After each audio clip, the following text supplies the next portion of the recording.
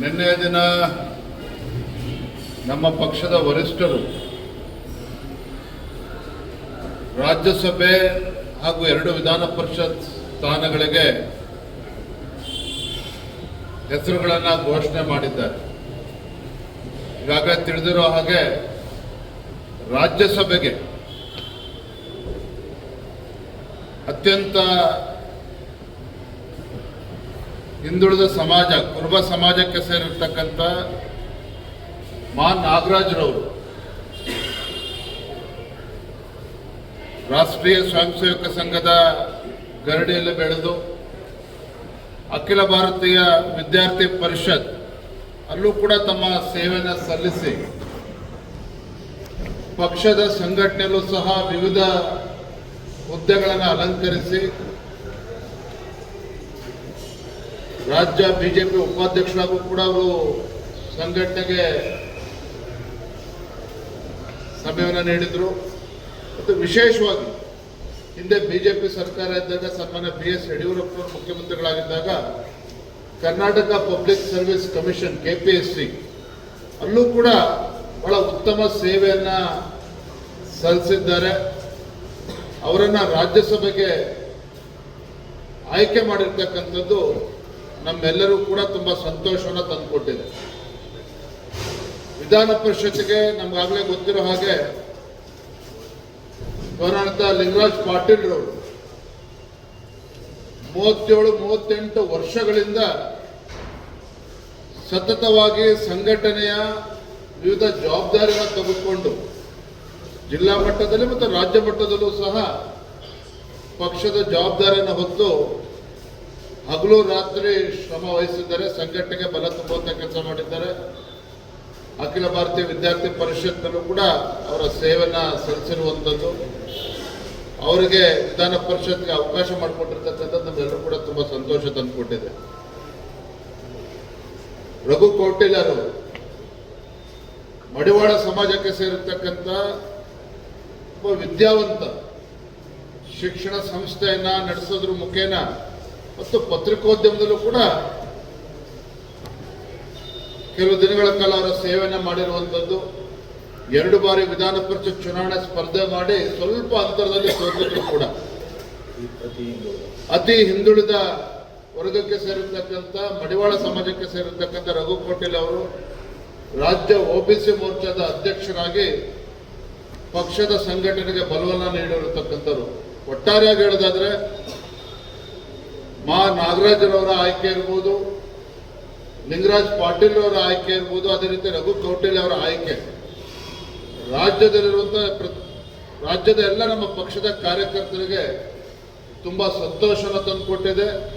ಒಂದು ಸಂದೇಶವೂ ಕೂಡ ಕಾರ್ಯಕರ್ತರು ಹೋಗಿರುವಂತೆ. ದೇವೇಗೌಡರು ಮತ್ತು ಸುಮಲತಾ ಅಂಬರೀಶ್ ಹೆಸರು ಕೇಳಿ ಬರ್ತಿತ್ತು ರಾಜ್ಯಸಭೆಗೆ. ಬಹಳ ಯಾಕೆ ಅವರಿಬ್ಬರಿಗೂ ದೇವೇಗೌಡರು ಮತ್ತು ಸುಮಲತಾ ಅಂಬರೀಶ್ ಅವರಿಗೆ ಅಥವಾ ಸುಮಲತಾ ಅವರಿಗೆ ರಾಜ್ಯಸಭೆ ಟಿಕೆಟ್ ಸಿಗುತ್ತೆ ಅನ್ನೋ ಚರ್ಚೆ ಇತ್ತು.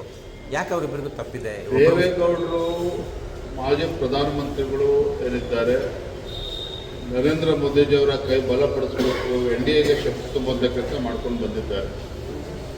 ಮಾಜಿ ಪ್ರಧಾನಮಂತ್ರಿ ದೇವೇಗೌಡರು ಅವರ ಬಗ್ಗೆ ನಮ್ಮೆಲ್ಲರೂ ಕೂಡ ಅಪಾರವಾಗಿರ್ತಕ್ಕಂಥ ಗೌರವ ಇದೆ, ಹಿರಿಯರಿದ್ದಾರೆ. ದೇವೇಗೌಡರು ರಾಜ್ಯಸಭೆ ಬಗ್ಗೆ ರಾಜ್ಯ ಮಟ್ಟದಲ್ಲಂತೂ ನಮ್ದು ಯಾವುದೇ ರೀತಿಯ ಚರ್ಚೆಗಳು ನಡೆದಿರಲಿಲ್ಲ. ಸುಮಲತಾ ಅವ್ರ ಬಗ್ಗೆ ನಾವು ಕೂಡ ಅವರ ಹೆಸರು ಪ್ರಸ್ತಾಪ ಆಗಿತ್ತು. ಪಕ್ಷದ ವರಿಷ್ಠರು ಇವತ್ತಿನ ರಾಜಕೀಯ ಪರಿಸ್ಥಿತಿಯನ್ನು ಅರ್ಥ ಮಾಡಿಕೊಂಡು ಯಾರಿಗೆ ಅವಕಾಶ ಮಾಡಿಕೊಡ್ಬೇಕು ಅದನ್ನು ಪಕ್ಷದ ವರಿಷ್ಠರು ತೀರ್ಮಾನ ಮಾಡಿದ್ದಾರೆ. ಒಟ್ಟಾರೆಯಾಗಿ ಹೇಳೋದಾದ್ರೆ ಪ್ರಾಮಾಣಿಕವಾಗಿ ದುಡಿದಿರ್ತಕ್ಕಂಥ ಸಾಮಾನ್ಯ ಕಾರ್ಯಕರ್ತರಿಗೆ ಭಾರತೀಯ ಜನತಾ ಪಾರ್ಟಿ ಅವಕಾಶ ಮಾಡಿಕೊಟ್ಟಿದೆ. ಸುಮಲತಾ ಅವರು ಕೂಡ ಅವ್ರ ಬಗ್ಗೆ ನಮಗೆ ಅಪಾರವಾಗಿರ್ತಕ್ಕಂಥ ಭಾರತೀಯ ಜನತಾ ಪಾರ್ಟಿ ನಮ್ಮೆಲ್ಲರೂ ಕೂಡ ಅಭಿಮಾನ ಇದೆ. ನಿಮಗೆ ಗೊತ್ತಿರ್ಬೋದು, ಹಿಂದೆ ಲೋಕಸಭಾ ಚುನಾವಣೆ ನಿಂತ ಸಂದರ್ಭದಲ್ಲಿ ಯಡಿಯೂರಪ್ಪರ ರಾಜ್ಯದ ಅಧ್ಯಕ್ಷರು, ಮಂಡ್ಯ ಲೋಕಸಭಾ ಕ್ಷೇತ್ರ ಚುನಾವಣೆ ಇಂಡಿಪೆಂಡೆಂಟ್ ಆಗಿ ನಿಂತಾಗ ಬಿಜೆಪಿ ಸುಮಲತಾ ಅವರಿಗೆ ಬೆಂಬಲವನ್ನು ಕೂಡ ನೀಡಿತ್ತು. ನಮ್ಮ ಬೆಂಬಲದಿಂದಾಗಿ ಅವರು ಕೂಡ ಒಳ್ಳೆ ಅಂತರದಲ್ಲೂ ಕೂಡ ಗೆದ್ದಿದ್ರು. ನಮ್ಮೆಲ್ಲರೂ ಕೂಡ ಸಂತೋಷನೂ ಕೂಡ ಹೆಮ್ಮೆನೂ ಕೂಡ ಇದೆ. ಅದೇ ರೀತಿ ಕಳೆದ ಲೋಕಸಭಾ ಚುನಾವಣೆಯಲ್ಲಿ ಬಿಜೆಪಿಗೆ ಈಗ ಕುಮಾರಸ್ವಾಮಿ ನಿಂತ ಸಂದರ್ಭ ಅವರು ಅದನ್ನು ಬಿಡ್ಕೊಟ್ಟಿದ್ದಾರೆ, ಅದ್ರ ಬಗ್ಗೆ ಪ್ರಶ್ನೆ ಇಲ್ಲ. ಅದು ಇಲ್ಲಿಗೆ ಎಲ್ಲವೂ ಕೂಡ ಮುಗಿದೋಗಿಲ್ಲ. ಖಂಡಿತ ಪಕ್ಷದ ಹಿರಿಯರು ವರಿಷ್ಠರು ಇದ್ರ ಬಗ್ಗೆ ಚಿಂತನೆಯನ್ನು ಮಾಡ್ತಾರೆ. ಅವ್ರಿಗೆ ಒಂದು ಸೂಕ್ತ ಸ್ಥಾನಮಾನಗಳನ್ನ ಬರುವಂಥ ದಿನಗಳಲ್ಲಿ ಕೊಡ್ತಾರೆ ಅನ್ನುವ ಸಂಪೂರ್ಣ ವಿಶ್ವಾಸ ನಮಗೆಲ್ಲರೂ ಕೂಡ ಇದೆ. ದೇವೇಗೌಡರ ವಿಚಾರದಲ್ಲಿ ಕಾಂಗ್ರೆಸ್ ಈಗ ಬಿಜೆಪಿನ ಬೈತಾರೆ, ಒಕ್ಕಲಿಗರಿಗೆ ಅನ್ಯಾಯ ಮಾಡ್ತು ಅಂತ. ರಾಜ್ಯಸಭೆ ಮಾನ್ಯ ಹಿರಿಯರು ಮಾಜಿ ಪ್ರಧಾನಮಂತ್ರಿಗಳು ದೇವೇಗೌಡರವರ ಕಳಿಸೋದ್ರ ಬಗ್ಗೆ ರಾಜ್ಯ ಮಟ್ಟದಲ್ಲಿ ಯಾವುದೇ ರೀತಿ ಚರ್ಚೆಗಳು ಆಗಿರಲಿಲ್ಲ. ಇಷ್ಟು ಮಾತ್ರ ಸಂದರ್ಭದಲ್ಲಿ ಹೇಳ್ತಾರೆ. ಅವರಿಗೆ ಈಗ ಬೆಂಗಳೂರು ಉಸ್ತುವಾರಿ ಬೇಡುವಂಥದ್ದು BMRCL ಮತ್ತು DDA ಹೊರತುಪಡಿಸಿ ಕೊಟ್ಟಿದ್ದಾರೆ. ಬೇಕಾದ್ರೆ ರಾಮಲಿಂಗ ರೆಡ್ಡಿ ಅವರಿಗೆ ತಗೊಳ್ಳಿ ಅಂತ. ಈಗ ಅವ್ರು ತಗೊಳ್ಳೋಕೆ ರೆಡಿ ಇಲ್ಲ. ಅಲ್ಲದೆ ಮುಖ್ಯಮಂತ್ರಿಗಳು ಪ್ರಮಾಣ ವಚನ ತೆಗೆದುಕೊಂಡ 48 ಗಂಟೆಗಳಲ್ಲಿ ಯಾವ ರೀತಿ ರಗಳೆಗಳು ಪ್ರಾರಂಭ ಆಗಿದೆ ತಾವು ನೋಡ್ತಾ ಇದ್ದೀರಿ. ಕಳೆದ 3 ವರ್ಷ ಅಂತೂ ಈ ಕಾಂಗ್ರೆಸ್ ಸರ್ಕಾರದಲ್ಲಿ ಯಾವುದೇ ಒಂದು ಅಭಿವೃದ್ಧಿಯನ್ನು ನೋಡೋದಕ್ಕೆ ಸಾಧ್ಯ ಆಗಿಲ್ಲ. ಭ್ರಷ್ಟಾಚಾರ ಬಿಟ್ಟರೆ ಬೇರೆ ಏನೂ ಕೂಡ ಸಾಧನೆ ಮಾಡಿಲ್ಲ ಸರ್ಕಾರ.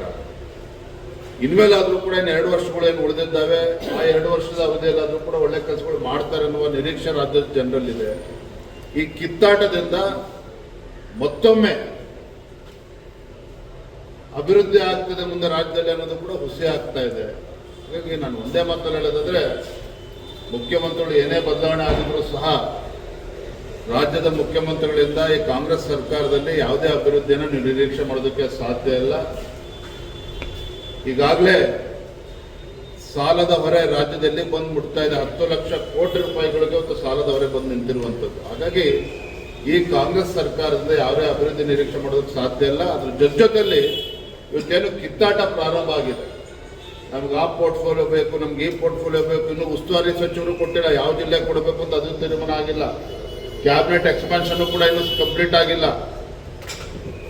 ನನ್ನ ಸತೀಶ್ ಜಾರಕಿಹೊಳಿ ಅವರಿಂದ 1 ತಿಂಗಳೊಳಗೆ ಕ್ಯಾಬಿನೆಟ್ ಎಕ್ಸ್ಪಾನ್ಷನ್ ಮಾಡಬೇಕು ಅಂತೇಳಿ.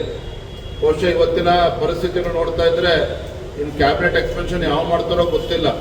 ಹಾಗಾಗಿ ಮಾನ್ಯ ಮುಖ್ಯಮಂತ್ರಿಗಳು ಮುಂದೆ ಇರ್ತಕ್ಕಂಥ ದೊಡ್ಡ ಸವಾಲು ಅಂತ ಹೇಳಿದ್ರೆ, ಯಾರಿಗೆ ಯಾವ ಪೋರ್ಟ್ಫೋಲಿಯೋ ಕೊಟ್ಟರೆ ಅವ್ರಿಗೆ ತೃಪ್ತಿ ಆಗ್ತದೆ, ಯಾರಿಗೆ ಯಾವ ಜಿಲ್ಲೆಯನ್ನ ಕೊಟ್ಟರೆ ಉಸ್ತುವಾರಿ ಕೊಟ್ಟರೆ ಅವ್ರಿಗೆ ತೃಪ್ತಿ ಆಗ್ತದೆ. ಇನ್ನೂ ಕೂಡ 20 ಕ್ಯಾಬಿನೆಟ್ ಇನ್ನೂ ಕೂಡ ಭರ್ತಿ ಮಾಡುವಂಥದ್ದು ಇನ್ನೂ ಕೂಡ ಬಾಕಿ ಇದೆ. ಹಾಗಾಗಿ ಇವರೆಲ್ಲರನ್ನೂ ಕೂಡ ಬ್ಯಾಲೆನ್ಸ್ ಮಾಡಿದ್ರೆ ಮುಂದಿನ 2 ವರ್ಷ ಕಳೆದೋಗ್ತದೆ. ಅಷ್ಟು ಮಾತ್ರ